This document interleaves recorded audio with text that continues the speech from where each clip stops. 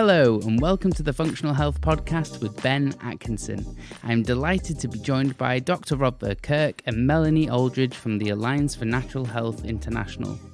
In this episode, we focus on the concept of reset eating, turning what and how you eat into powerful medicine.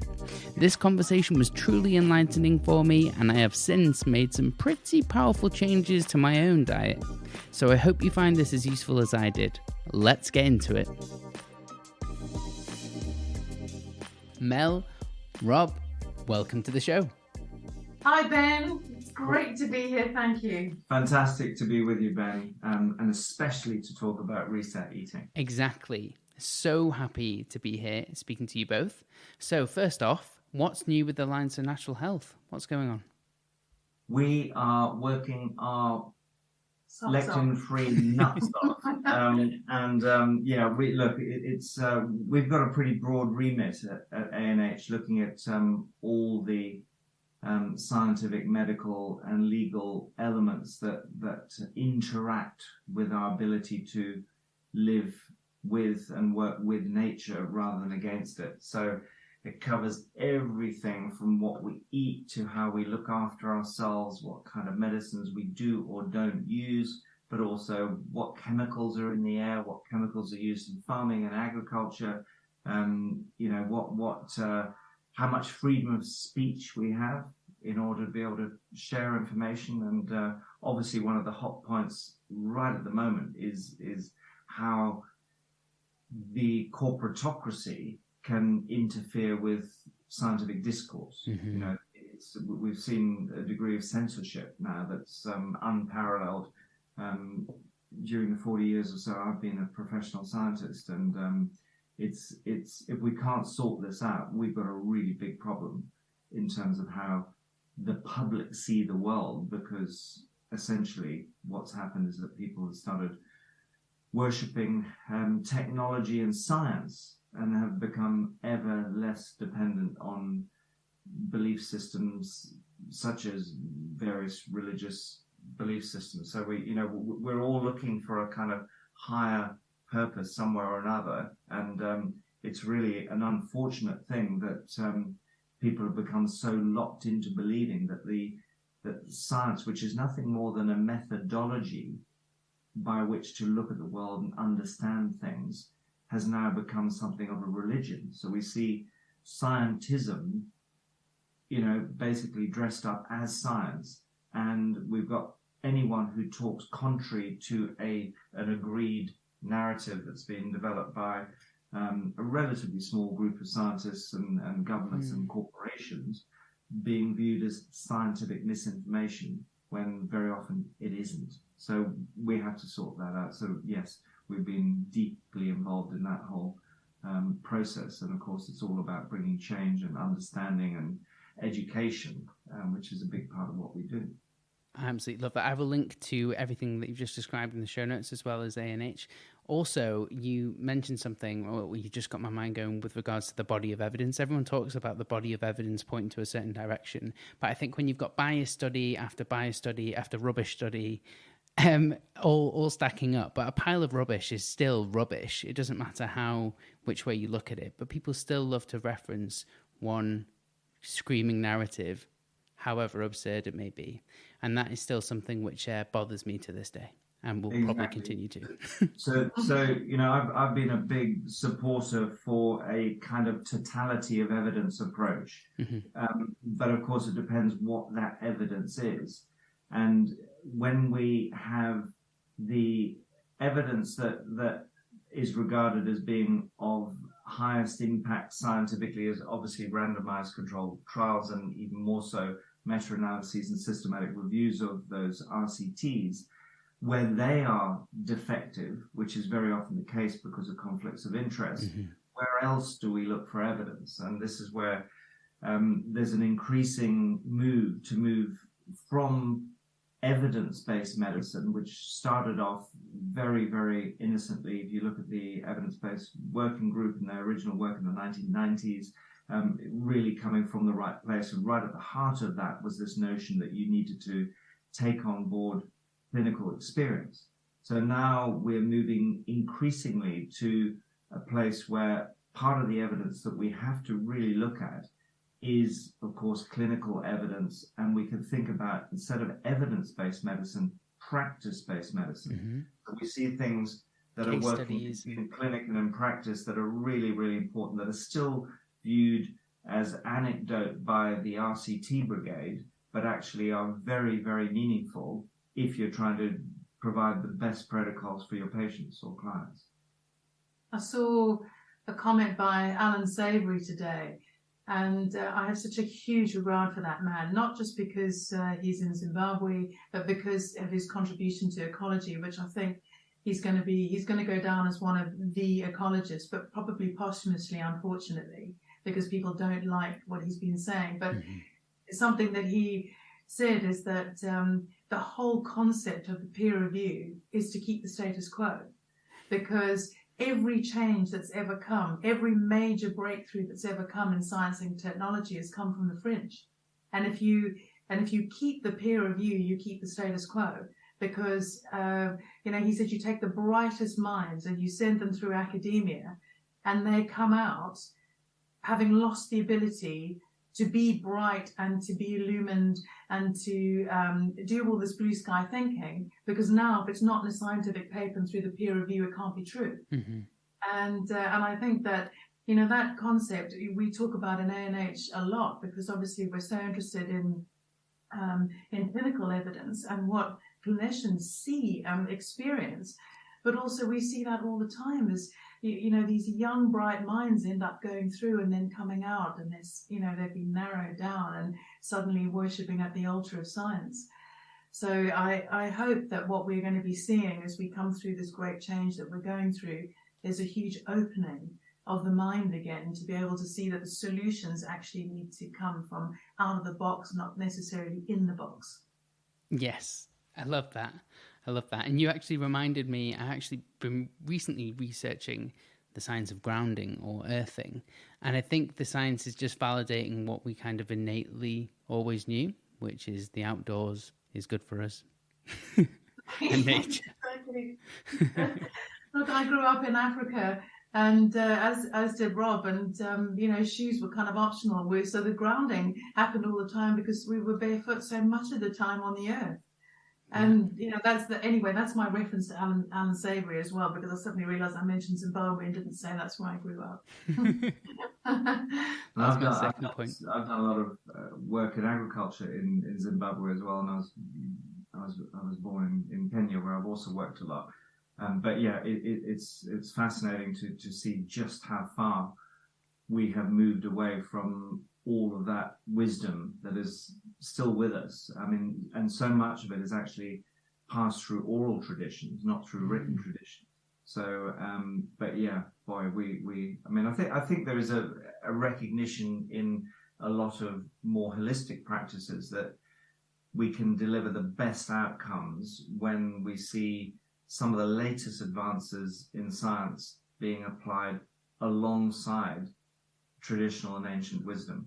We cannot forget that ancient wisdom, because that is basically the evolution of healthcare. All the things that didn't work so well have been essentially removed. So if you look at the philosophy of Ayurveda, for example, as a holistic philosophy, isn't it interesting that the Western mind says, "Oh, let's take an element out of this, so we'll pull yoga out of it and we'll go and put it in a gym studio. Let's take the panchakarma element for detoxification and do that in a wellness spa. Let's take the herbal medicine part of it and sell those herbs on Amazon." That's not how it works. This is a holistic tradition that is meant to work together. And as soon as we apply the Western reductionist mind to it, we make it less than the sum of the parts, which is what it's all about. Exactly. The synergy of those components is massively more than just the sum of the parts as individuals. You're absolutely right. Before we get too stuck in the weeds here, let's talk about why you're on the show. Weeds. The wonderful weeds. do you know what the definition? Look, I'm asking you a question. Do you know what the definition of a weed is? No. Okay, I gave the wrong as a first year ecology student, I gave the wrong answer to this because I thought I was going to be very clever, and I put my hand up in the class when the lecturer asked me, who's one of the top weed scientists in the world.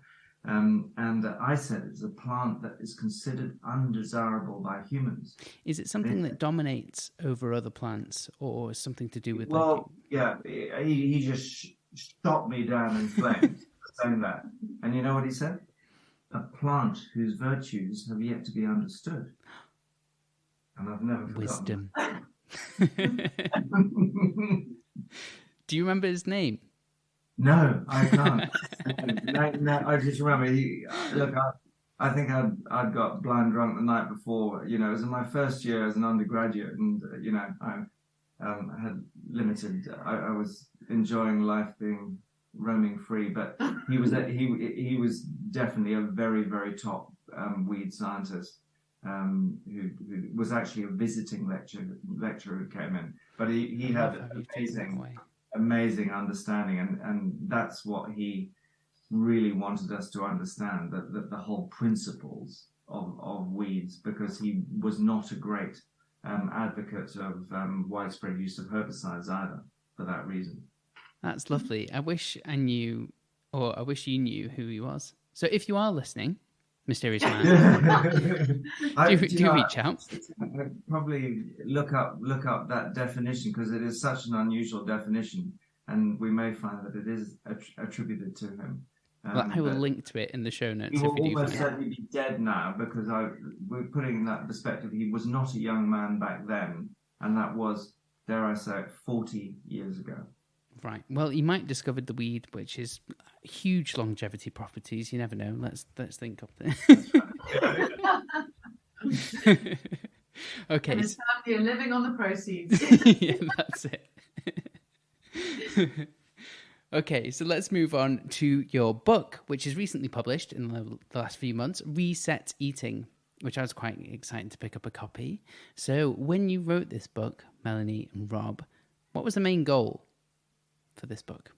So the main goal, we wrote this book during lockdown, and we, apart from the fact that it's been planned for some time, suddenly it just seemed to be urgent, because obviously the world's been through something fairly major. There's been a spotlight shone on health in a way that it could never be before. Mm-hmm. And we have known very clearly, with not good, outcomes, that people with any kind of metabolic dysfunction have done a lot worse with COVID.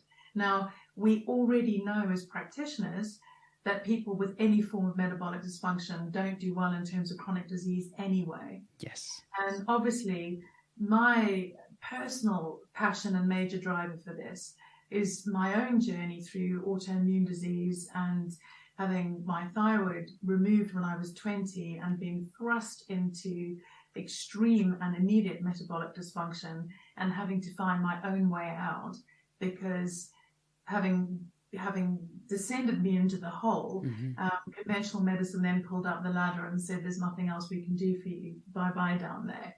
And so what's in the pages of this is basically on the food side. Obviously, there is another enormous side that I would love to talk about, which is, and write about, which is all of the emotional health and healing and mission and purpose and the spiritual recovery, which anyone who's been and faced any form of illness will know that dimension is massive. But we could only, this is the food side, and this is largely what I've used to heal myself. But not only myself. I mean, in ANH, we've been wanting to challenge what we've seen as the diabetes plates that are put out by world governments. And when governments and top-down authorities are lobbied by the big food companies, they come up with food plates, that those of us who are practitioners will see and look at and think, you can't feed somebody that, otherwise they are going to get sick. And so back in 2015, Rob started to work on all of this and brought his scientific brilliance in, and my clinical expertise, and we created all new health and food guides for people. So it was a mix. You know, it's been a book that's been yelling to be written and to be released. And 2020 was the year we had to crack on and do it. But anyone who's written a book will know that it's actually quite a long and lengthy and fairly stressful process. So it does take a while to actually get it onto the shelves. But I think another really big driver for it was to really imprint this notion that metabolic flexibility is a really useful target for where you want to get to, because of the confusion around carbs, proteins, and fats and their relative composition in the diet. So, we've been stuck on a merry-go-round a little bit about, are carbs good for you, bad for you, what, how much, for who? And there are huge differences in terms of where you are in terms of your metabolism, where you are in terms of your genetics. But that can be not only in terms of how you handle carbohydrates and blood sugar, it's also how you handle fats. Mm-hmm. And of course, the other really important part of the equation is how we handle protein. And of course, we've got a lot of people who get all excited about kind of weight loss programs, and they don't realize that they're just metabolizing muscle. So they're using their skeletal muscle as a fuel source, burning muscle. They go on the weighing machine, they go, oh, isn't this great? But of course, what they're doing is they're losing a huge part of their mitochondrial reserve in the process. So a much more useful starting point to say, look, guys, from a metabolic point of view, what you need to do is see that you can move to metabolic flexibility, which means that the body can physiologically and metabolically switch between fuel sources. So it doesn't mean that you're in nutritional ketosis all the time, where you're producing between 0.6 and 3 millimolar per liter of beta-hydroxybutyrate, but you are you're basically in a zone where you can do that if you remove carbohydrates from the diet, and or you consume less than 5% of your energy from carbohydrates.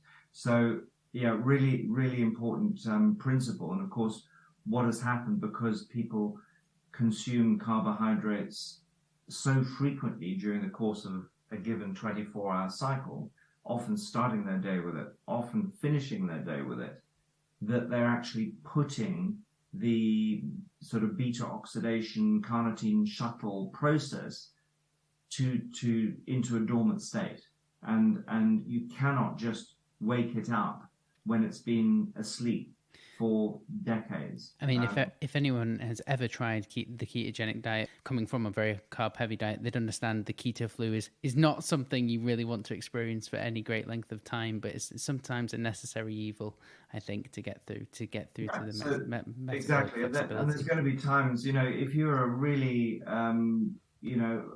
you're an athlete and you need to put lots of energy, you may find that actually taking, consuming starchy underground, tubers can be a great thing. But if you are a pre-diabetic and you're trying to find ways of managing that pre-diabetes and reversing the risk of type 2 diabetes, you want to stay away from all tubers, because they are basically, storage systems for starch, which is, gives you monstrous amounts of blood sugar once you've consumed it. And of course, depending on how you cook that food, you also change dramatically how your body responds to it. So we've got quite a bit of that in reset eating. So if you take a baked potato, for example, a baked potato is pretty much like injecting sugar into your bloodstream.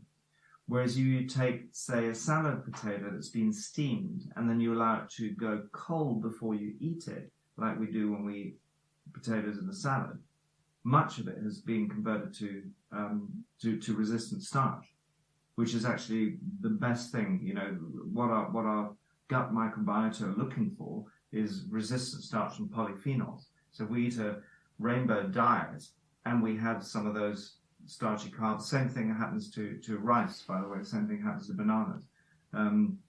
we can make resistant starch of it quite easily, as long as we eat it in the right form. So you can't kind of say a particular food type is always bad. It depends what you're doing with it, how you're preparing it, how you're cooking it. Depends on your metabolism, your genotype, etc.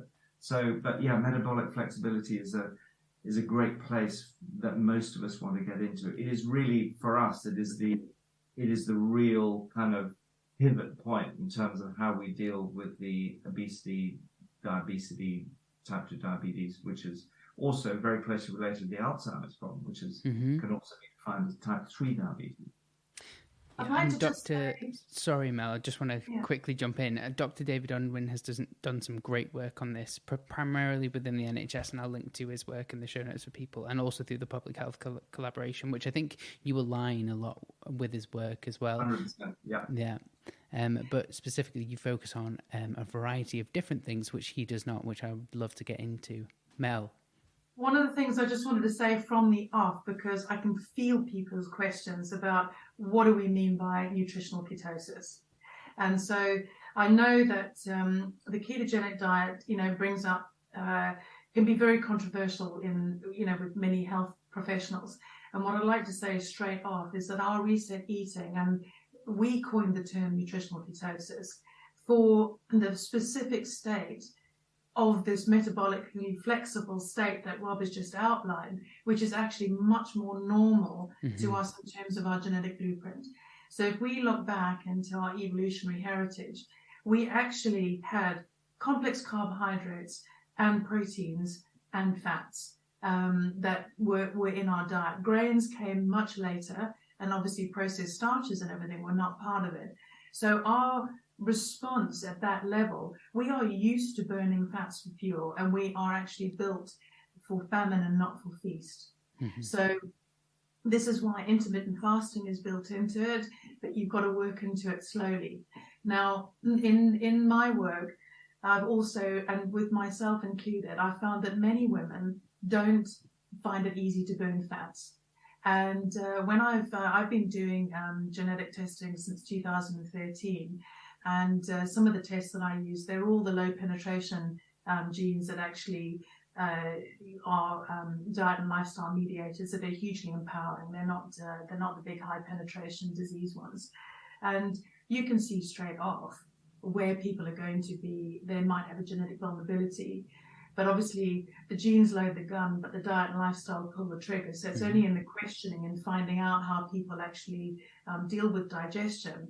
So what we've done with reset eating, it is really a diet for everyone, and you can actually take it as keto as you want to, but it is not a full ketogenic diet. It is a diet for life. It's the wrong word to call it a diet. It's a lifestyle change, and it takes us back into the way of eating that our genes understand more thoroughly. But also, women, please don't be put off, because you're not suddenly going to be asked to consume massive amounts of fat that are just going to make you feel unwell, because you can't actually burn them properly. And you will, as you do the stepwise plan, bring your pathways alive again and start to be able to become more flexible, and you burn fat better as you go. But I still can't, over 12 years now, cannot burn fat at the same level that Rob can. We're just genetically different, but we can still eat according to reset eating. So I hope that just settles people's minds a little bit. Yeah, one of the best indicators for people who are starting to have a problem is to actually get sugar crashes mid-afternoon, for example. So when you've had a postprandial blood sugar spike, when that declines and drops you into a hypoglycemic state, that is generally a situation where you're moving into insulin resistance and you have not got metabolic flexibility. In other words, your body's not starting to burn your long-range fuel tank, which is the fat that we carry under our skin in our adipose tissue. So yeah, the typical, essentially, if you're going to describe it from a sort of metabolic point of view, the approach is to get into what we can call cyclic nutritional ketosis. So if you are, you can measure ketones various ways in the breath using a breath meter. You can use pee sticks and pee them out, and you can take a pinprick test. Now, the most reliable is definitely blood. The second most reliable is breath, and then I wouldn't use pee sticks, just in the same way that peeing on litmus paper to look at whether or not someone is alkali or not is a pretty unreliable indicator, because we're peeing out hydrogen ions, which will make it look like you got really acid pee. What could the body do? It could be alkalizing. That's why it's getting rid of hydrogen ions. So the body does all sorts of things at different times. So we're always looking at snapshots, and we change very much our patterns around ketosis depending on what's happened. So we measure ourselves first thing in the morning.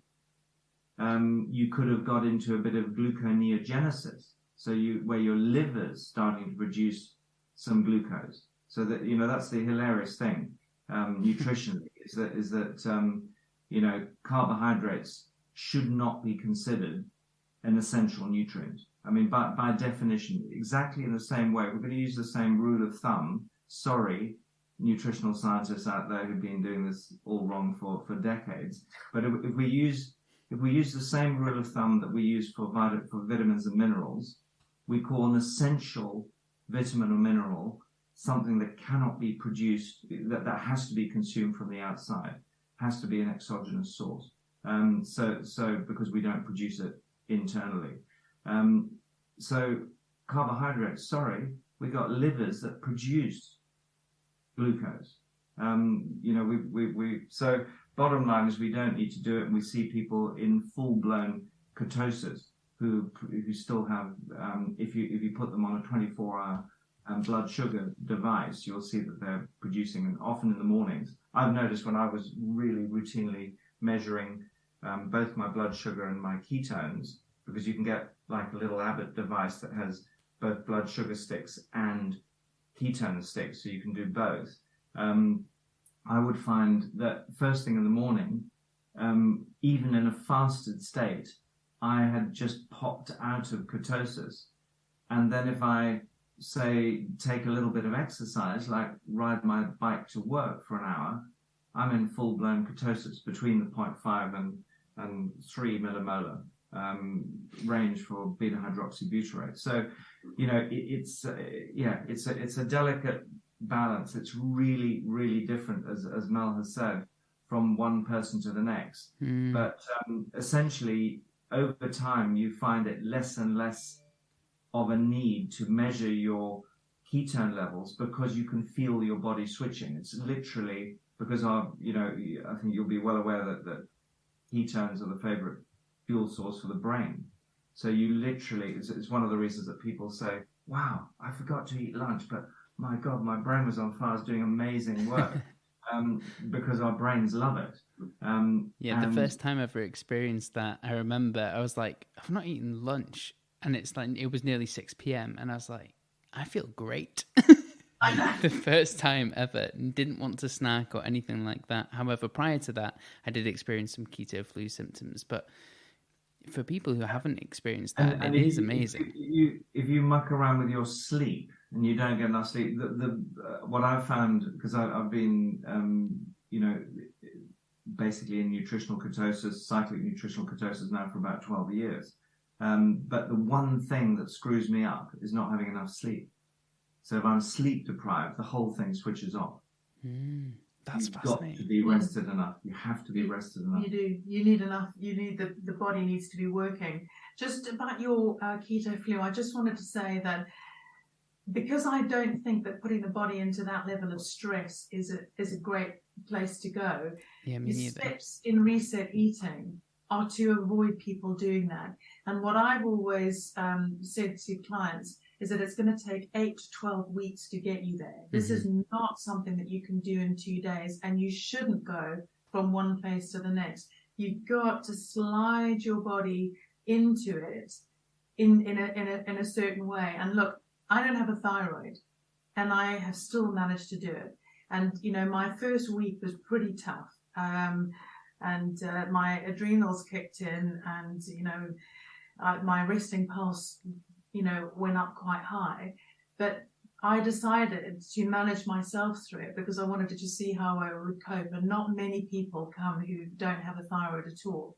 But I have never had anyone else had that same reaction. And so I just want to get in the minds of people that the process there to get there should be an extended and slower process, so that you don't thrust your body into massive stress and adrenal stress. Absolutely, I completely agree. And the amount of salt I had to ingest just to get over that, when you talk about the adrenals, that was absolutely necessary during that keto flu period. It was not a nice thing at all. And I think transitioning there, yes, would recommend that to everyone. You mentioned something. The best way is to while reducing getting rid of all your starchy carbs, in other words, below ground carbohydrate sources from plants. Getting rid of all sugars, obviously, but relying principally on above ground plant foods, the foliage parts of foods, fruits, and fruiting bodies of vegetables as your primary food sources. That is a really useful way, and then coupled with increasing your periods between eating. In other words, moving to an intermittent fasting approach, certainly cutting out all snacks, moving as quickly as you can to 2 meals a day rather than 3, with no snacks in between, eating on smaller plates. So you accelerate it as well by using a combination of caloric restriction alongside intermittent fasting, so that your body goes, where else can I get energy from? It goes, oh yeah, I remember, I've got this ancient system that involves fat burning. So all this, obesity that is around us, it is remarkable that there is so little emphasis from public health bodies on the lack of metabolic flexibility in the population, when they say, oh, it's just about what you're eating. Well, it isn't. It's the entire, that's why it's called reset eating, because we have to reset not only how we eat, but how, what we eat and when we eat, as well as think about the whole process of, when we look at how we eat, most people now don't eat around a dining room table. Most people eat when their neuroendocrine system is in the middle of a stress response. So they're pumping out, adrenaline in fight and flight mode, watching some nasty stories about the Ukraine war or the latest horror about COVID. And basically our bodies cannot work properly and digest food unless we're in parasympathetic rest and digest system. So isn't it interesting that everyone's heard about fight and flight, but they haven't necessarily heard about rest and digest, yet we need to be in a rest and digest place, which is why when we look at the Mediterranean diet, yes, a lot of people see it as something of a paradox, because yes, it's fairly healthy. Yes, it's got some, olive oil, monounsaturated fats. It's got some colored, fruits and veg. But there are other elements of the Mediterranean eating style that are probably equally important, which are how you eat, the fact you still sit around big family tables, maybe some nice music, a bit of candlelight, so you're in this parasympathetic state, so you can extract, and you don't also, rush away from your meal straight away, so you really allow that food to digest properly. And when you look at the Blue Zone research, now there are 5 recognized Blue Zone areas, one in Crete, one in Sardinia, both in Mediterranean areas. Of course, the plant-based nutrition and the familial values and all of that is important, but the single factor of the 9 factors that have been picked out that seems to be more important than any other is actually having purpose and meaning in life, which of course is when family values and cultures are still haven't been completely shattered by technology and modern lifestyles. That is really important. So do not underestimate the importance of sitting around the dinner table. Yeah, I couldn't agree with you more on that one. Quick pause. We're thrilled to say that our sponsor for this podcast today is Human People. Human People is a personalised health platform set up by functionally trained doctors and nutritionists right here in the UK, and they're on a mission to give you a healthier, longer and more productive life. When we start to feel a bit tired, get aches, pains or brain fog, it can be a challenge to work out the root cause of that problem and how we can solve it.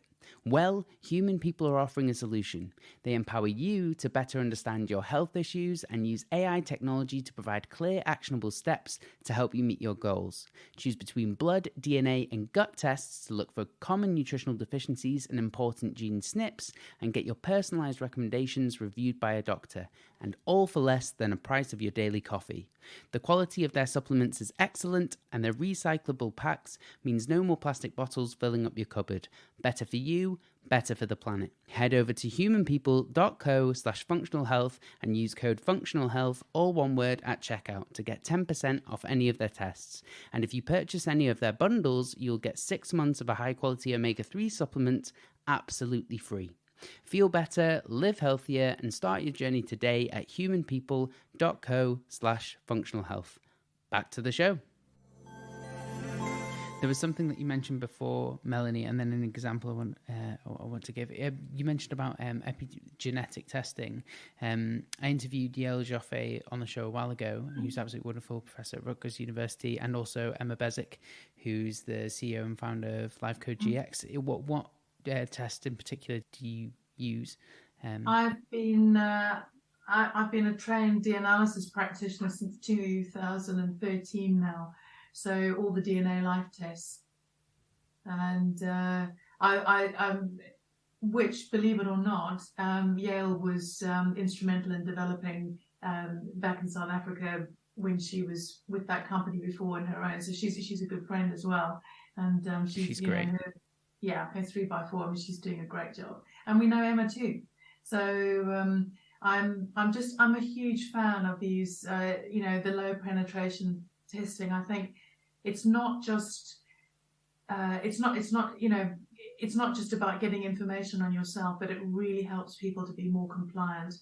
They understand why you put this in place. I don't use it on its own because obviously it shows you what the potential is for vulnerability in your life, but until you use other functional tests and blood testing and everything else, you don't see whether that vulnerability is actually expressing, whether those SNPs are expressing. So I wouldn't say use them on their own. I always use them together, if economics allow. But there's and also the importance of having a practitioner there who's able to understand them and interpret them. I think that's really key. And put an individualized protocol together. But, for me personally, with the level of ill health that I've had and the journey that I've been on, it was so incredible to get my results back. I was like, oh my God, it's all there. No wonder I landed up with an autoimmune disease. No wonder, got all of this, all my mum's family history, everything's there. And of course, I was able to, my mum had literally just passed away a month before I did my training. Type 2 diabetes, heart disease, obesity, the whole works. And I had been going down that pathway. No matter, even though I was a practitioner, even though I was doing everything right according to how we'd been taught back in 2011, I knew that I was a million miles from right. And my weight was just climbing and I was so unwell. Ran a hormone test. I don't know whether you know Dr. Jonathan Wright in the US, but he's a friend and colleague of ours, and we've been over there with him. So ran his hormone test, and I got it back, and I was just in shock. And I said to Rob, I don't know, how is this? I'm a practitioner. I'm doing everything right. How can I have metabolic syndrome and be a hair's breadth away from type 2 diabetes and the whole family history that, looking at what my mum's had? And of course now, those genetic tests allowed me to completely, understand why in changing and putting what we've done in Reset Eating, putting that protocol into my life has actually shut down the pathways, those SNPs that I had. And it's just informed so many things. It's changed everything. And I see the light coming into people's eyes when you show them and that it helps them be more compliant. Because I don't stray far from this, because I know what the options are. And so I look at where my mum was at my age and where I am, and I mean, you cannot even think that we're part of the same family. That's how powerful food is. And that's why we say, reset your health and resilience by turning what and how you eat into powerful medicine. Because the most powerful medicine that we have always had is what we put into our bodies. Love that. I completely agree. Thanks, Mel. And Rob, Mel, you actually said something. Just on the compliance thing, one of the reasons for compliance is because you are able to prioritize the things that are most important for your epigenotype. So you're able, if there, we all know there might be 30 things ideally that we need to do in terms of diet and lifestyle. This is, if you like, you may have seen the very recent paper from Dale Bredeson's group on Alzheimer's that has shown that their 50-point protocol has now failed in the real world. And one of the reasons is that it's just too complex for most people. So if there are 30 or 50 things that we should be doing, when you get your SNP test results and you go, wow, look at that, I've got shocking methylation capability, you're going to be looking at ways of supporting methylation in the body. That's going to suddenly become a really big priority. You've got you've got SNPs in terms of fat metabolism. Oh wow, is that why I felt so ill when I tried to go to a full-blown classic ketogenic diet and try to consume 70% of my energy from fats? It makes me feel fats 1, fats 2. Is that? Yeah. So it helps prioritize so that we may be doing 3 or 4 of the things that are the most important for that individual. And then once they can do that, they can start over time adding additional things. So that prioritization is really, really important part of it. Yeah. But that knowledge that we gained through all these years of working with those tests has informed what we put in Reset Eating. So even if you haven't got the tests, you can start the program and you're not going to feel sick, and it's not going to overwhelm your fat burning capabilities, and depending on what gender you are and all of that, you can start slow and you can build up, you can feel what your body can do. Yeah, a lot of people call these things like diets, but I much prefer the idea of eating patterns or dietary patterns, right? Same with the Mediterranean dietary pattern, which I love about Reset Eating. And the thing is, it's a guide. I think you say this in the book. It's a guideline, and you can individualize it to yourself. Like, I know myself, I don't do well with ketosis for extremely long periods of time when I exercise. I can do aerobic exercise, no problem. But if I do anaerobic weightlifting, heavy weightlifting session, I will feel slightly lethargic afterwards and struggle to get back from that. But if I have an apple pre-workout or post-workout, probably both, it doesn't have to be much, 20 to 15 grams of carbs pre and post, no bother. I feel absolutely fine. And I can get back into ketosis likelihood that night. So just slight tweaks, I think, from person to person. And the idea of, you mentioned it, Rob, cyclical ketosis is something which I do regularly. And no, that's brilliant. That's exactly right. So it means you don't get phobic about the idea of taking in a bit of carbohydrate, knowing full well that your body will be able to go back to nutritional ketosis at a later stage. Another important point really about the dietary patterns that we talk about in Reset Eating is that we've made reference to the Mediterranean diet just now, but what we've done is really make it culturally non-specific. So, as you know, one of the reasons that we keep talking about the Mediterranean diet is because it's been so well studied. It is not because it's the only diet, the best diet. I happen to be a very keen cook and have long had a great interest in Asian cooking, and I cook Asian food probably 80-90% of the time. Why do I gravitate towards it? Well, because it is a great way of adding a whole bunch of medicinal herbs and spices into your diet that do not appear in a Mediterranean diet, generally speaking. Obviously, there's many ways in which many of the Asian diets have been manipulated by technology, by fashion,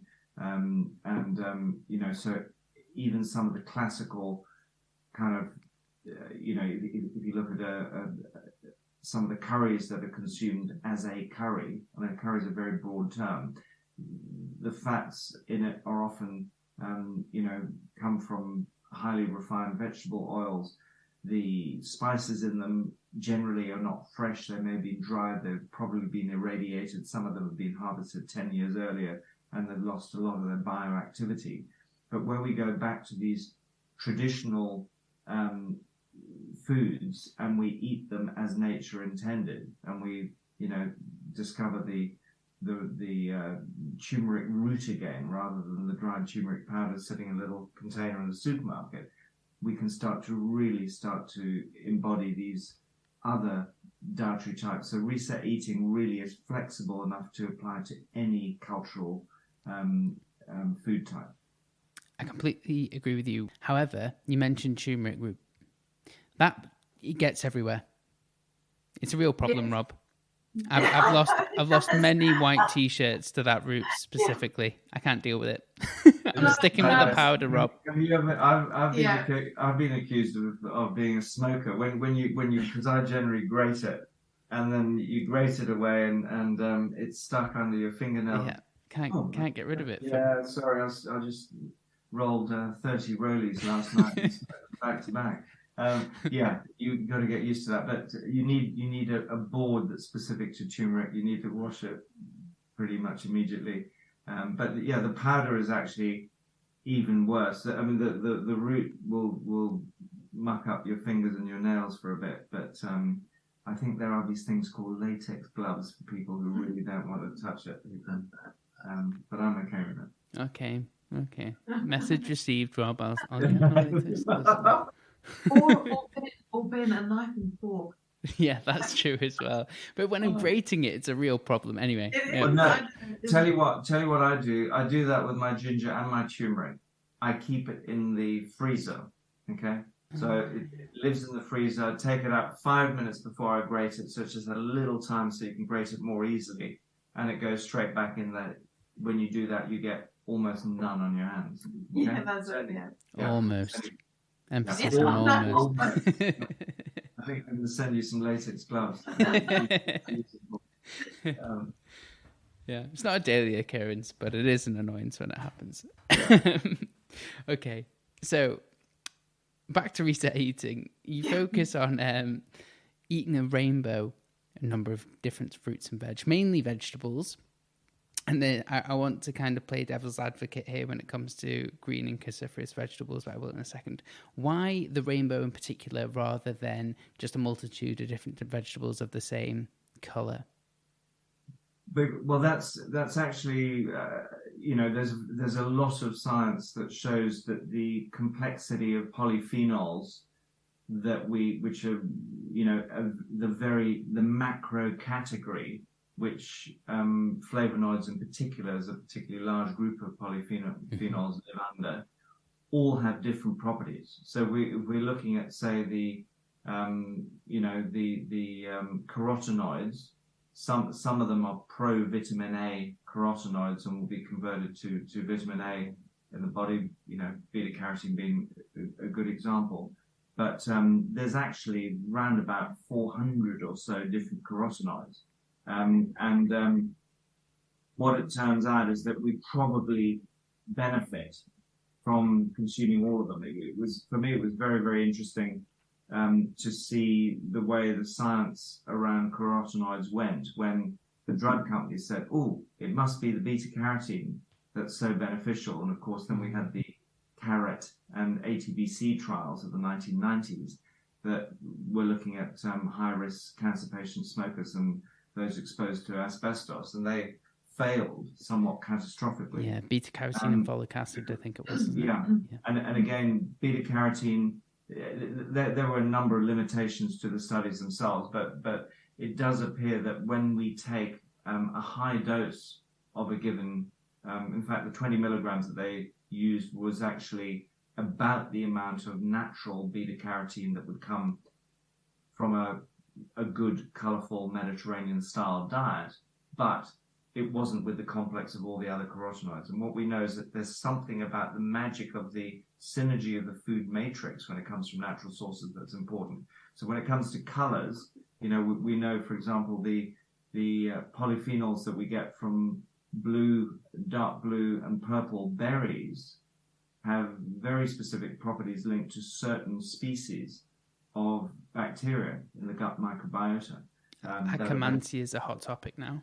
Yeah, exactly. Particular. So we generally, and of course the Institute for Functional Medicine has for years been putting out the the 6 phytonutrient color panel. We 100% endorse that. There's some really good scientific basis in it. It's also just a really good marker for the average person who is eating something of a bland diet to say, you know, what methods are you using to get color onto your daily diet? And of course, it doesn't mean that you need to have all 6 colors on every single meal you consume, but through your meal cycle, which may involve 2 main meals, but maybe a piece of fruit additionally, you're going to be thinking, well, maybe I've had all those other groups. Why don't I now have some berries as my fruit source? The sugar level might be low, they're a bit tart, but I'll be putting in that purple or that red color into me because I haven't got it from these other sources. So yeah, there's some good logic in diversifying the phytonutrient spectrum, and the easiest way of doing that is through color from our particularly the only reason that we say primarily vegetables and to a lesser extent fruit is because of the sugar content in fruits. And again, we got to recognize that, you know, the nature of the fruits and vegetables we consume today are somewhat different from our ancestral diets. And in fact, they are even different from, 25 years ago. So if you look at, say, Jazz apples, compare them with, say, a Granny Smith, a Granny Smith has got only about 8 grams of sugars in it, whereas a Jazz apple can have 14, 15 grams of sugar, almost double the amount of sugar in it. So, or a Pink Lady, incredibly sweet apple. So why not go for the tartar, less sweet apple rather than the really sweet one, for example? Yes, I mean, if you're used to the really sweet ones, or sweets in general, I would argue the Pink Ladies may be better than none at all, but then transition over to the Jazz, or not to the Jazz, sorry, the Granny Smith when you can. Exactly. And the russets, and, you'll find in a lot of people's back gardens, including my own, including our office garden here, there are some old heritage varieties. Sometimes it's quite difficult to identify exactly what the variety is, what the cultivar is. But chew into them, they may look a little bit strange in shape and size and everything else because people have been so conditioned by what's out there in terms of the commercially available cultivars. But they're amazing. We have no idea exactly what the cultivar of our apple tree is in our office garden, but my God, she is delivering at the moment. And of course, we're also consuming a lot of stewed apple, because eating stewed apple after a meal is one of the best ways of getting prebiotic fibers into your gut post eating. Here's a fun fact. Our office where we are now, we are 1 village away from Bramley. There you go. Bramley apples. But yes, the stewed apple is one of the most healing things that you can do. I don't know if you ever interviewed Mike Ash, but yes, I was about to say his apple sauce. If you talk to Mike will have talked about his stewed apple recipe, and I mean, it's been a part of every protocol. I've been using it for decades as well, and it is incredible what that does. But you mentioned Akkermansia, so there is another reason for a nice long overnight fast and not eating after 9 o'clock, so the Akkermansia can go to work in the gut overnight. And another reason to and those apple skins. Sorry. And another reason to put the cinnamons into your stewed apple, so you're managing your blood sugar using cinnamon. And of course, that is also another big thing, because cinnamon, if you look at the most of the cinnamon that's now basically found its way into supermarkets with Cassia. cinnamon written on it. It's cassia, and it's not true cinnamon. It's not cinnamomum verum, or the Vietnamese or Indonesian cinnamon as well, that are have a coumarin level that's much lower, but have very, very strong blood sugar regulation properties. So yeah, we need to be. I'm not a big fan, as you can probably hear, of the spices and herbs that are found dried in the supermarket. Yes, I can tell. I don't think it's any secret, Rob. The cassia thing's quite interesting, though, because the coumarin is a hepatotoxic, right? That's the reason why, yeah. And then different people, going back to SNPs, different people have different SNPs, so where it can particularly cause hepatotoxicity, people basically are unable to detoxify the coumarins. And of course, the Germans have done a lot of work on this, showing that if you take a teaspoon of cassia cinnamon, which is what a typical kid might put on their morning porridge. That's a lot, but it's a lot, but it could be done. I mean, I would put that much true cinnamon, Ceylon cinnamon. Yeah. But if it's cassia cinnamon and you have the SNP and you're a child, it can definitely, and if you're doing that regularly because you're having it every morning, it could definitely cause hepatotoxicity. But having said that, we are passionate about herbs and spices. If they're fresh, so passionate that they've actually got their own segment in our ANH guideline plates, because they deliver such a potent load of secondary phytonutrients that we really need to drive, processes in the body, cofactors, and they're just, so please don't forget, fresh herbs and spices wherever you possibly can. And also I think herbs and spices are very, particularly herbs, very easy for most people to grow on windowsills or in glass houses or, in a little potting shed in the garden. And everyone, I believe, needs to have a rosemary plant at the very least. But rosemary is extraordinary herb, and it's taken fresh. When you get some of the water soluble as well as the lipid soluble components out of it, it is amazing. Because you can drink them as infusions. Yeah. Yeah. In a previous incarnation, I taught aromatherapy for quite some time. One of the things we used to use then for people going through pain is drinking infusions of cloves and ginger, because they go down the steroid pathway, and they're really amazing for helping with pain. Yeah, ginger. I've not tried clove, but ginger is wonderful.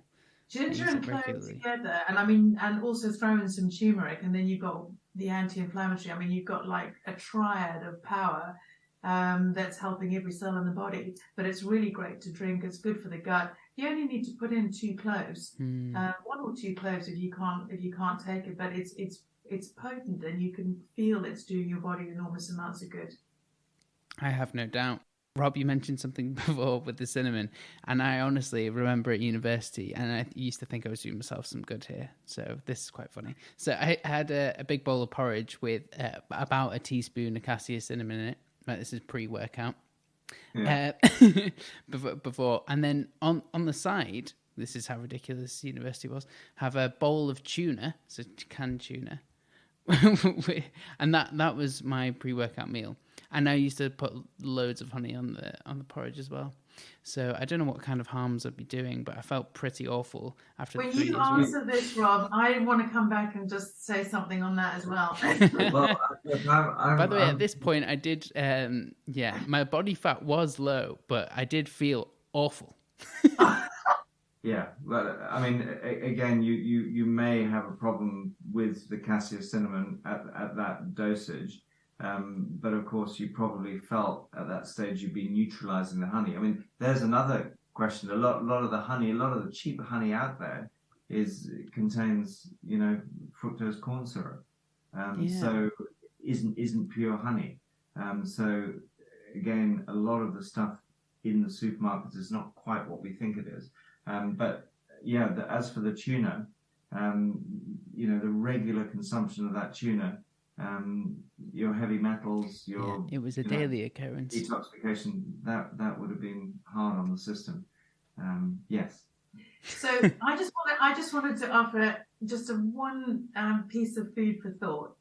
The concept of eating pre-exercise and pre-workout. And this goes back to looking at our genetic blueprint and being built for famine and not for feast, and also why we skip breakfast. In the fact that, we had to go and find food before, so we had to be active before we ate. And you know what the most amazing thing is that the body releases its most potent non-inflammatory, anti-inflammatory, if you like, in the form of lactoferrin when you're active after a long fast. So because we may get wounded, something may happen to us, the body was already primed. So when you had a long fast and then you go and you work out, and particularly when you work out with your arms and you do press-ups or you do anything with the shoulders, your body releases massive amounts of lactoferrin, which is a completely kind of anti-inflammatory, healing molecule that's part of the immune defense that doesn't actually ignite the immune pathways and cause inflammation like other immune molecules. And it's there embedded in the system. And yet we shut it down because we eat before we exercise. So, when I did my postgrad in clinical psychoneuroimmunology, and anyone who knows Professor Leo Braunbaum from the Natura Foundation will know that he's quite a maverick, and he's really out there on the fringes, going out and testing all these hypotheses. But he used to take people off to go and live in the Pyrenees the way hunter-gatherers did, and he used to run all these tests and everything on them and look at what was actually happening. And so it's fascinating when you start to go in to that level of looking at how we've evolved and how intelligent our bodies are and how often we get in the way of that.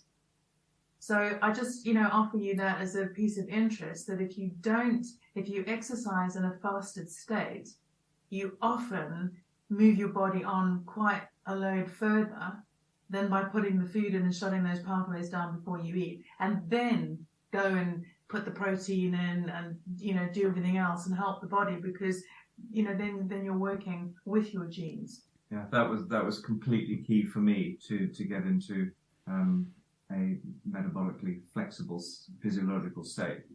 Absolutely wasn't until and of course you can do it in lots of ways. You don't have to get on a bicycle and ride 70 miles, which is what I can do without any food in a fasted state now.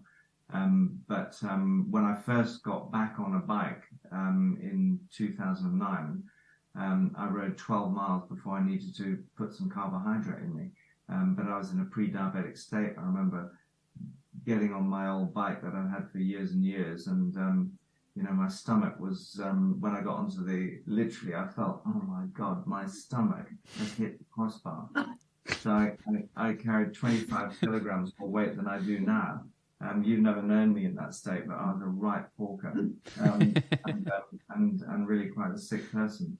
And yet I had been eating, by and large, for emergencies. You see, I was the worst sufferer of hypoglycemic attacks. So you just think, oh my God, my body's stuck in this program, and this is when I need to eat some, banana or something to pick up those levels. So it was a question of just extending that interval between eating. If I did have to have a snack, it would have to be something that didn't have carbs.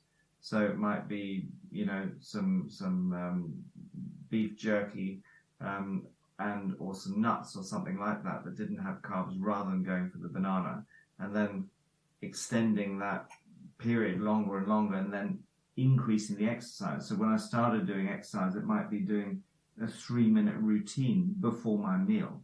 Always try and push your mitochondria into their biogenic state. So you're pushing yourself into a place, because our mitochondria just basically give up. We don't use them, we lose them. That can be said for mitochondria more than almost any other organelle. And as we age, I was moving into my late 40s at that stage. Of course, my metabolism was slowing. As you then start exercising less, you're losing mitochondria. So as soon as you're able to reshift that, you're also turning back your epigenetic clock. So you're actually starting to move to a sort of anti-aging kind of approach. And that was, 12 years ago. And now I just blew my inner ear out doing some silly free diving, trying to collect my daughter's mask while I was in Croatia. And so I haven't been able to get on a bike at all, really, for any serious cycling for 12 weeks. But I haven't put on weight. I've seen a change. I use a body composition meter, so I've seen a slight change between my fat and muscle mass. But as I've just started exercising a bit, my muscle mass, because of the muscle memory, is there. And yesterday I got on a bike for the first time, did 30 miles in an almost fasted state, and it was absolutely fine. So all the memory is still there. So it's not the end of the world. And I used to yo-yo an awful lot. I think most people do. Yeah. And it's a really powerful message. And I'm also really glad that you're feeling better. Doing your inner ear is an awful thing to do for lots of different reasons. Just to give another anecdote from me is that I when I was trying ketosis for my first marathon, so I thought I'd really test myself. I did 22 miles fasted, completely fasted. Didn't take in anything. I wouldn't recommend this to people unless they really know what they're doing, especially with mineral intake. And it was fine. I felt good afterwards, which is something that I couldn't say before. And I fasted for 3 days and ran 10 kilometers just to see what my body would do. Again, I wouldn't recommend that to anyone. I'm just testing this out on myself. But the body is incredibly resilient. And I think once you have this metabolic flexibility, it can honestly just do amazing things. I remember being at one of the American College of Nutrition. I'm a fellow of the American College of Nutrition, as is Jeff Volek, who you may know has written a lot of low carb stuff. Steve Finney. So he was there with the ultramarathon champion of the United States. In fact, two of them. One was the US champion. The other was the sort of mature over 40s champion. And they both basically trained in a ketotic state. So I went to talk to them afterwards because in their presentations they didn't reveal this. I'm very interested in ultra endurance athletics. And the guy, the 40-odd-year-old guy who just had won the longest ever any human had been recorded running. He ran 160 miles, and I said, look, how did you do it in terms of nutrition? And he said, look, all the training, doing loads and loads of training in a fasted state so we can push the ketosis. And then on the day when I did my 160 miles, I ate, and I ate carbs, whatever I felt like, but I did it so much less often than anyone who'd not been in that fasted state. So in terms of the work, the metabolic work and digestive work that you have to do during that hugely arduous athletic task is so much less on the body in terms of the blood sugar, in terms of the digestion, the blood flow around the gut, all of that. So he's just putting in the minimal amount of very easy to absorb carbohydrate and 160 miles in a day. Phenomenal. Yeah. So Tony Riddle is another guy to keep an eye on in the UK, obviously, who's the endurance champion for doing the 3 peaks. And of course, he runs between the 3 peaks barefoot, and then uses Viva barefoot shoes to run up the actual mountain. Crazy. But these guys are all doing it in a low carb state. They're really important. Hugely. I recognise we're running out of time. Do we have time for anti-nutrients, Rob, Mel? Yes. I think we need to.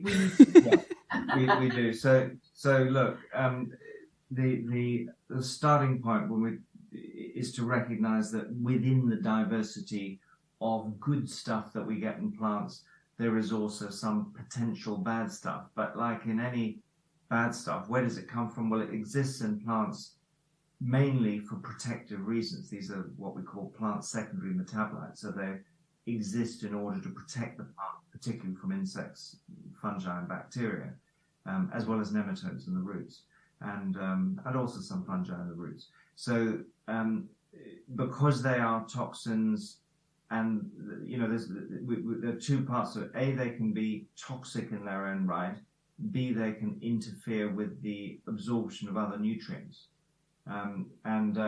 So for different people, different amounts can yield different effects. So lectins are probably the group that have had most airtime, and for very, very good reasons. They're particularly rich in legumes.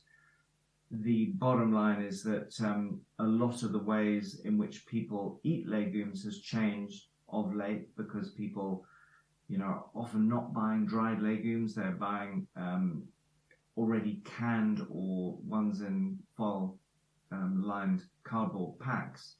These have not been cooked to a sufficient degree to remove the lectins. They're pretty rich in lectins. So I love Jamie Oliver to bits, but when you make his version of a chickpea curry, it has not been cooked sufficiently long to break down those lectins. And we know from extensive research that you would need to slow cook your lentils, peas or beans. And obviously red kidney beans are probably the most famous example for containing really toxic levels of lectins. And that's one example where the lectins, when you buy them in their canned or box form, they have been brought to a much lower level. But they're certainly, for someone who's sensitive to it, and if you're trying to really promote gut integrity, you really want pretty much non-detectable levels of lectin. So that requires about 6 hours of slow cooking. The only other real way of being able to bring those lectin levels down is using a pressure cooker. So pressure cooking for about 35-40 minutes will completely get to the same place of zero detectable lectins in your pulses, compared with 6 hours of slow cooking. And when energy costs a lot of money, that's a good thing to do. And you can use either one that you put on your stove, or you use an electric type that has a few programmable knobs. I have to say, Mel and I both use the latter type. They are really one of the best bits. I'm a real sort of old school cook. I cook everything from scratch. I love my knives and my wooden chopping boards, but I do have a very good friendship with my electric instant pot pressure cooker, as does Mel. Input ad right there. Boom. Yeah, we're not paid in any way. There's no affiliate links. It's hot. Unless they come from me, and then I reach out to Instant Pot after this. I just. That makes perfect sense. Yeah. So you mentioned lectins from legumes primarily. Also, you said potato lectin. Well, you also get them from wheat. Of course, grains contain a lot of lectins as well. So, and again, the way we... gluten. Yeah, exactly. So if you look at the traditional ways of bread making, for example, again, those lectins get broken down through the fermentation process. So if you ferment for long periods of time, 24 hours is a magic number to ferment. So a really good sourdough, and also you ferment with a really good live culture. So you've got more bacteria doing more and more of the breaking down. You will break down a lot of the nasties in it, including obviously the gluten. So the gluten and gliadin fractions that are in there. So, but of course, there are many other sources of anti-nutrients, not just the lectins. We've got oxalates, we've got phytates. Oxalates, your leafy vegetables. Many people will be familiar with these, but they won't really understand what is the negative of eating them, and if they should reduce their load entirely? Because we know that small amounts of these can actually have protective effects in some instances. Oxalates are one of those things that you get to often through successive elimination diets. So, and you can find lots of examples of low oxalate foods on the internet. So you can cut out oxalates if that's still a problem. But generally speaking, when you're looking at plant nutrients that cause a problem, you'd have to put gluten at the top of that list. So people who've then done, say, a 30-day exclusion diet on gluten, I mean, one of the reasons that the gluten-free sections in supermarkets are doing so well, so many people have benefited from the fact that they feel so much better. And these people generally are not celiacs, because celiacs are going to be much sicker. They're about 1 in 100 of the population have a true allergy to gluten. The rest of us have a degree of intolerance, and that's very, very variable. So we use this term non-celiac gluten sensitivity. And most of us obviously benefit from not having gluten. So one of the reasons that Reset Eating is entirely gluten-free is that most people cannot predict which category they fit in. There are even people who are latent celiacs who haven't been diagnosed as celiacs but will have problems later on, sometimes 20, 30 years. Professor Mäkinen in Finland has done more work than anyone else on that. I've had the pleasure of meeting him, and he's really, really pushes the idea of latent celiac being a really big undiagnosed problem. We still don't even know the scale of it. Non-celiac gluten sensitivity has been rubbished by the mainstream, but we know from clinical practice it's a really, really important thing. People have got used to this idea that bloating after a meal is just a normal thing. It isn't normal. We have to then, and so oxalates from people eating a lot of leafy vegetables, particularly when we start putting them into the juices. The same with glucosinolates from cruciferous vegetables. Kale juicing that was all the rage a few years ago. A lot of people do really well on it, but some people get really sick and because of the goitrogens can really interfere with thyroid function and iodine absorption. And the oxalates can produce kidney stones, I think. Am I correct in saying that? Yeah, absolutely. And a lot of aching joints and pain in the muscles. And so if you're sensitive to it. And phytic acid in grains, also another issue. Again, a lot of these, like the glucosinolates, that can have anti-cancer properties. Phytate as well can have anti-cancer properties, but it's a true anti-nutrient in the sense that it really interferes with copper and zinc absorption. So, and the lack of zinc is much more of a problem in society than the lack of copper. In societies where we're getting our water through copper pipes. But of course, as we switch to PVC, copper levels in some areas are now declining rapidly. And because people have been taking a lot of supplemental zinc because of COVID, actually you can get an imbalance because copper and zinc compete. And so if you're increasing your zinc, you should increase your copper. But that's all nutritional science. Absolutely. When you're saying phytic acid, you can easily remove that from nuts, for example, just from soaking them. I think different nuts have different times that you need to soak them for, but you can easily find that online. With oxalates, am I right in saying that steaming those kinds of vegetables lightly would reduce that dramatically, or is there another way which I haven't heard of? Absolutely. It's the juicing. It's people Which doing the massive amounts of green juicing that just it just shifts the body, because that's not the way we're designed to take in those foods. Yeah, and there would be massive amounts of kale as well, like 400 grams into a tiny little thimble of juice. I mean, you can pointless. eat that much, but the body actually wants to eat complex carbohydrates in the vegetables with all the fiber, with all the other nutrients, so that you suddenly have this entire complex that allows it to go through the digestive tract the way nature intended. Slows down the absorption of the nutrients as well. So it's a drip feed. It's not like a torrent. Physically breaking down all of the carbohydrate chains in the non-absorbable carbohydrate fraction, the non-digestible carbohydrate, which is the fiber that we need as a so-called roughage, is really critical. Jenny Brand Miller from Sydney University, who's really behind glycemic index, she's done some really important work there that shows that if you look at some of the processed foods that are whole grain processed foods, particularly children's cereals. So she's shown that the children's cereals that are now sold as whole grain are exactly as bad as consuming the refined non-whole grain equivalent when it comes to blood sugar and insulin. Wow.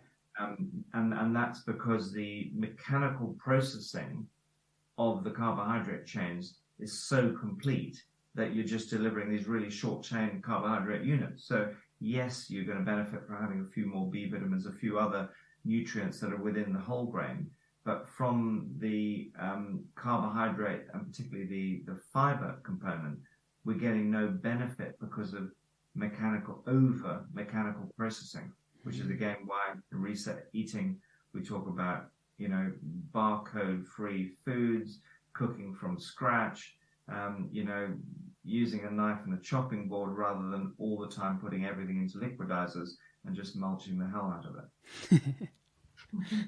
Yeah, I completely agree with you there.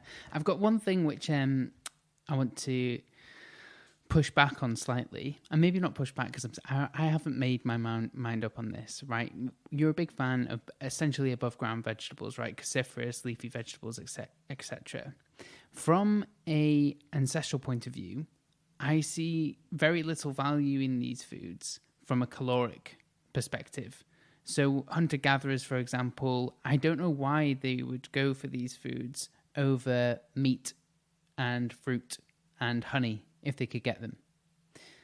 Okay, so look, if we look at the diversity of nutrients in a classic, we know a typical hunter-gatherer diet is not a plain carnivorous diet. It does contain a lot of plant foods. The main value for from an evolutionary point of view is that actually using those foods as a source of fiber, so undigestible carbohydrate. So yes, they're all low carb foods, and then all the phytonutrients that come with them. Mm-hmm. So that these are the plant chemicals that our body needs that help the function of a multitude of different pathways. We've got more than 135 metabolic pathways in our body.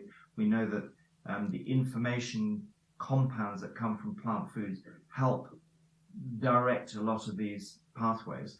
But the thing is that we today have a completely different metabolic background to our hunter-gatherer relatives. So bottom line is most people, particularly older people living in industrialized countries, are suffering from simple carbohydrate processed food excess, lack of physical activity. And so one of the easiest ways of shifting to a low carb diet is to take most of your carbohydrates from above ground vegetables and not consume vast quantities of starchy storage organs in the form of carrots, potatoes, sweets, pastas, etc., that are very rich sources of starch because they will convert to blood sugar very rapidly. So if you have no weight gain issues at all, go for it, consume all parts of it. But if you are moving along the continuum towards pre-diabetes and type 2 diabetes, and you're measuring your glycated hemoglobin, and you've been told and you've noticed that you're developing a bit of central adiposity, which is one of the most useful measures. The simple 0.5 ratio between your waist and your height, your waist circumference and your height. The waist height ratio is a really useful marker of central adiposity. It's way, way more useful than BMI, because BMI is totally confounded by muscle mass versus fat mass. As soon as you're seeing that you've gone over 0.5, means that you're moving down the trajectory of central adiposity, which is generally a measure of the fact that you're either consuming too much simple carbohydrate or your fat metabolism, your beta oxidation of fatty acids that's required, that happens when you become metabolically flexible, is broken down. So you've got to say, right, how am I going to help that to work? So all the things we've been talking, low carbohydrate diet, cutting out the storage organs of the plants, doing a bit of fasted training, increasing your fasted interval, all of those things move you in that direction. Yeah. Also, the hunter-gatherers and everything, the reason why they chose those is because most of the tubers need to be cooked, so they're not so toxic. And also, so they didn't necessarily have that ability, but also they shut down your fat-burning pathways because they're far too much carbohydrate. So they were eating insects and birds and grubs and all of those things. They were and the odd big thing. But they wanted, and depending on whether they were near water, fish was in there as well. But they wanted their fat and protein, because everything was based on ketones. And of course, the amount of fiber that they were taking in was massive compared to what we do. So that they had a microbiome that was way bigger in diversity than ours, and a bigger microbiome. And that microbiome was generating nutrition and nutrients as well. Yeah, absolutely. And the because sorry, Bob. They also had such insulin sensitivity. In other words, they're the opposite way around, where most people are now moving towards insulin resistance. Yeah. That when they found a stock of honey in a tree or something, they could gorge on a kilogram of honey and be absolutely fine. Mm-hmm. But most people today would be put into hospital if they tried to do that, because their insulin metabolism is so. It'd be something that's done very occasionally. But same thing with gorging even on fruits. Yes, the fruits in those days had less sugar in them, but they could gorge on fruits and do it from time to time, which is where we get that sweet tooth from, because we know that where there is an occasional source of sweet foods, it's a good short-term but rather dirty source of energy in terms of ATP and oxidation, oxidative stress. Mitochondria do pump out a lot of free radicals when we rely heavily on carbohydrates. Yeah, you're gonna age quicker. But I do love playing devil's advocate, because I do obviously eat above ground vegetables. But the reason why I ask these questions is because these are the questions that we get asked frequently. Why do we eat these when it's probably not evolutionary consistent? I think there's a number of reasons why that you've just outlined. The environment's changed, how we move is completely different. A lot of the chemicals and phytonutrients that we get in above ground vegetables maybe were in other sources that we don't have that aren't available now as well.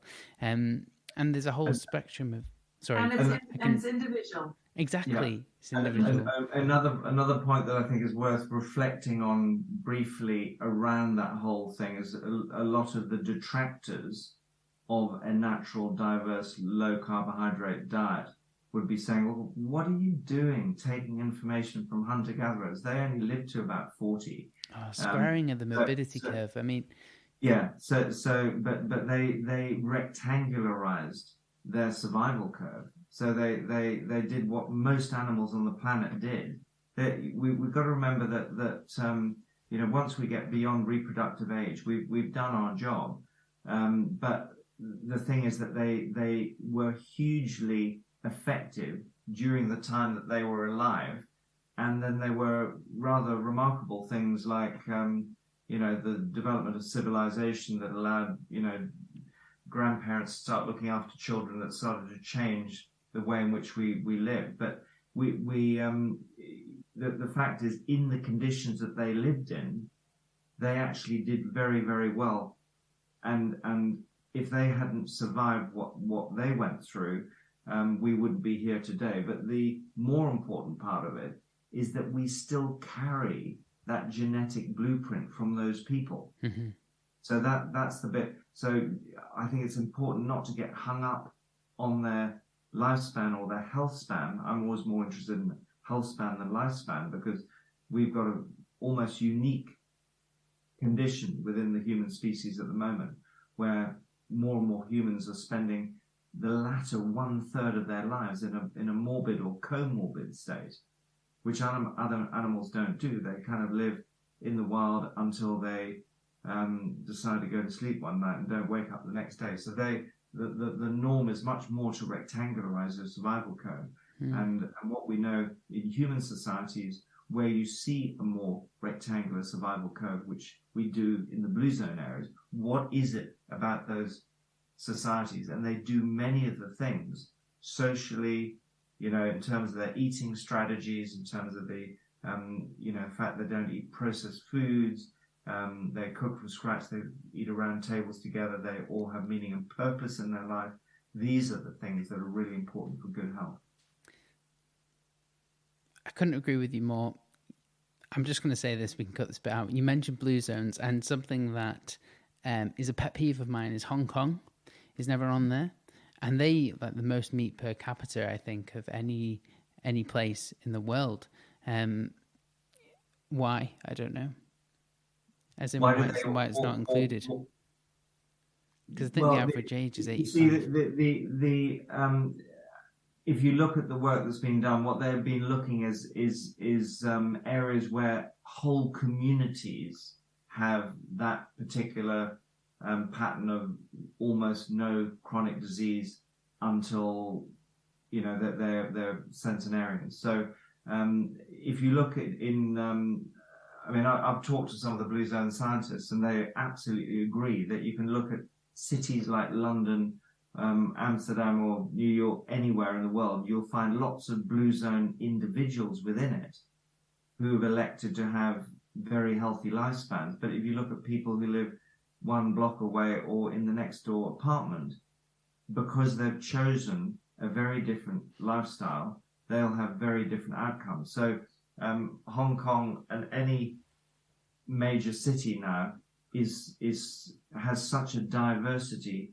of dietary and lifestyle choices that we don't actually see enough people together to actually call that a zone. Whereas all of the communities, the 5 communities that have been identified so far, and there have been attempts to look at others, Guernsey is one that's been looked at more recently, and it failed. When you look at the records of births and deaths, that they do not live generally to 100 free from chronic disease. We can choose to be blue zone individuals, and we can learn a lot. There's probably an element of genetics within those communities as well, but relatively clean living. There are some fundamental differences between some of the blue zones. Obviously, if we look at the Linda Loma community in California, Seventh-day Adventists, they're completely vegetarian, whereas that can't be said of the Okinawans, it can't be said of the Cretians or the Sardinians. I've visited the blue zone of Sardinia twice now, and one of the things that really, when you go there, really got me thinking, and one of the latest studies on the montane areas of Sardinia have really done this by using activity meters on the people. These people of 80, 90, 100 are walking up these unbelievably steep slopes. And they're walking from one house to another. There was like in the main village, there's only a couple of restaurants. So they're all mainly eating at home or on big tables outside where other community members come together. But that physical activity they're taking just to go from A to B, compared with most people in industrial areas and in cities who are kind of jumping on a train, bus, or in their car. For someone who's in their 80s and 90s, and then seeing them all going to church, where they're back in the community setup, sitting around these tables together. Very, very different. And of course, trying to incorporate some of those elements into our own lives is not easy, but it's definitely doable. Particularly, whole families and communities start working with some of those concepts. Awesome. Well, thank you for clarifying that. That's hugely eye-opening. Mel, Rob, this has been a wonderful conversation, and we are coming up on time, but I've got one last question before you go, which is, what is the biggest health change that you have made in your life, and why? Mel. Are you good? Oh, is it going to come to me first? The biggest health change is I gave up gluten. And life-changing isn't the word. Obviously, I had an autoimmune thyroid condition, but nowhere in any of my early training as a nutritional practitioner did those connections get made. And I was lucky enough to just see an advert somewhere for a lecture that Dr. James Brawley was giving in London decades ago, because I'm very old now. And I went to the lecture, and I was just enthralled. I was like, he is heaven sent, because he's actually talking to me here. And I mean, anyone who knows him knows that he's done 30 years of work in this. Now you can look at all Alessio Pisano's work, and all I'd say is, please don't buy the line that it's a fad, because the line that it's a fad has been seeded by the companies that are going to lose out when people turn away from gluten. It mimics the action of zonulin. It opens the tight junctions. And even though my immune system is hugely primed by it because of my illness and because of what's happened in my own life, it is opening the tight junctions in people's gut, in everyone. Mm-hmm. So whether you're having an intelligent immune system response and getting a red flag or not, it is going to be doing that. And anyone who knows, that chronic disease and inflammation, low-grade inflammation, go hand in hand, and gut permeability drives low-grade inflammation. So for me, it is an absolute no-brainer. But I would say that the biggest change that allowed me to get onto the road to recovery, it wasn't the whole answer, because I needed to do, what I needed to get my metabolism flexible again. But my goodness, it changed my life. Wow, that's awesome. Thanks, Mel. Rob, what's your most impactful health change? And you can't say the Instant Pot. Can't say no, getting this wrong. Not the Instant Pot. Okay. So I'm going to be very, very brief, but also cheeky by bringing 3, because it really, taking gluten out was also one of mine. But skipping breakfast and fasted training, really, really critical for me to start moving me into nutritional ketosis, and then using a ketone meter with a pinprick to be able to understand what got me into nutritional ketosis and what didn't, was really important as well. Awesome. Thank you so much for sharing. Rob, Mel, Reset Eating is a wealth of information, and I thoroughly enjoyed reading it. I'd certainly recommend it to others and everyone who's listening. Finally, it's been an absolute pleasure having you on the show, and I hope that we can do this again soon. Absolutely, Ben, you're a star. Been wonderful to talk to you again. Yeah, it's really great, Ben. I mean, your enthusiasm and your passion and your amazing podcast. Thank you for having us. My absolute pleasure. Thank you again.